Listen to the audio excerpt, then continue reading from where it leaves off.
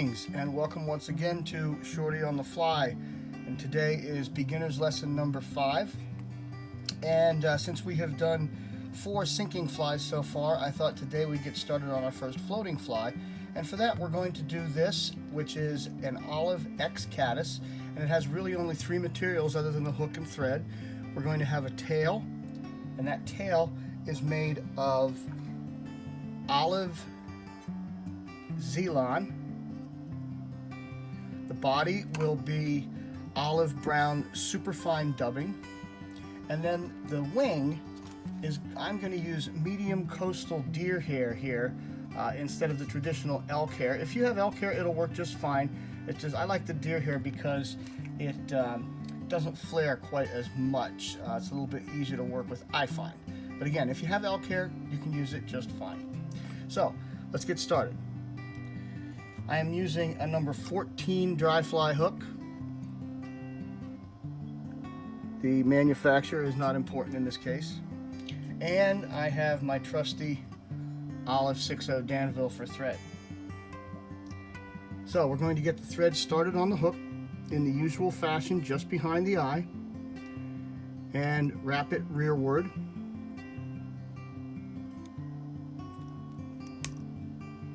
Before we break or snip off the tag end. And then I'm going to run back up to the front. And the reason I'm doing this is I'm going to tie in my tail, it's actually a trailing shuck of the Zealand. And the reason I'm putting it back to the front of the hook is I want to make sure that I don't have a lump at the back of the hook. If I were to tie that in back there, the body would be uneven. That enables me to keep the body a little bit more even. So I'm putting it up there, capturing it with the thread. I'm going to keep it on top of the hook all the way to the back, touching turns all the way to the rear of the hook. And once I get to just above where the barb used to be, I'm going to come in and cut that off to a length approximately the length of the shank of the hook. And there you have it. And now I'm using this dubbing material, which is the olive brown superfine. And as we've discussed in the past, we want little wisps, very fine, very thin, because it's always easier to add than to subtract. So once I get I've got about a 3-inch long noodle on there. I'm going to start wrapping forward. Again with touching turns, because we want to keep that body nice and even all the way up. And I am going to continue to run that dubbing right up to behind the eye of the hook. And the reason I'm going to do that is when you're working with hair, sometimes when you put the hair on, it's going to want to, when you pull down on the thread, it wants to spin around the hook.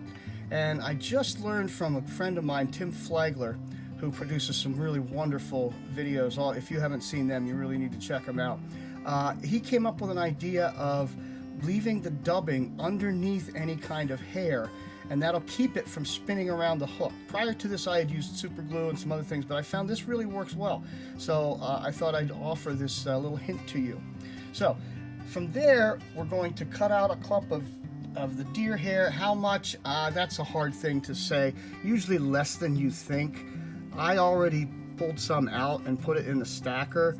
So whatever that is how much I used. Oftentimes it's very difficult to tell until you get a little experience with it, but usually, as with most things, less than you think. So once you clip the hair off, drop it into a stacker in order to align the tips, which we have done. You can see they're nicely aligned, and make sure that you grab the other end and clean out any fluff or nonsense that's underneath.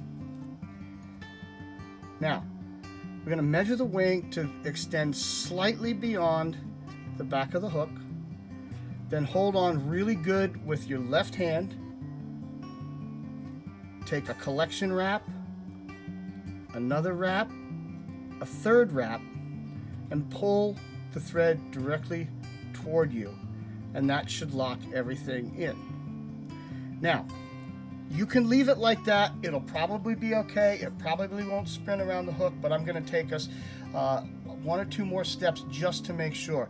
And in order to do that, what we're going to do is pull back a couple of the hairs. I'm going to do this 3 times. And now everything should be on the hook, and it's not going to go anywhere, and it's not going to spin. Now gather the remaining hair up with your thumb and forefinger, come in with your scissors, and snip it off. And there you have it. All we got to do now is a whip finish, and I'm doing it behind the hair. That's fine. And we are finished.